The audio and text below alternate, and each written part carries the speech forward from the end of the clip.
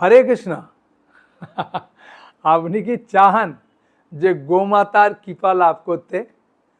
7 মায়ের মধ্যে গোমাতা একজন। হ্যাঁ, নিজের মায়ের থেকেও বেশি কৃপালু বলতে পারেন। হ্যাঁ, কারণ গোমাতা কোনো দিনের জন্য আপনার সঙ্গে চিটিং করবে না।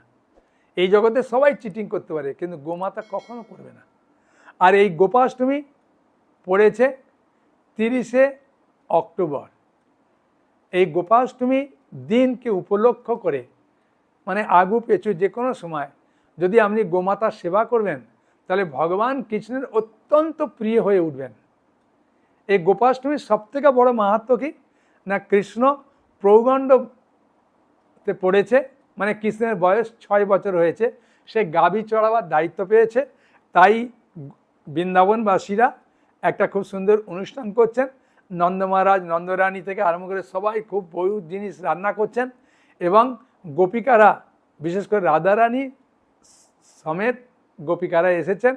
আর কৃষ্ণ যেহেতু গোপ পালন করবেন, সেই জন্যে গো পূজা করবেন, সেই জন্যে গোমাতারা পেশাব পায়খানা করেছেন, রাধারানী একটু কাপড়টা সামান্য উঁচু করেছেন, চরণ দেখা গেছে।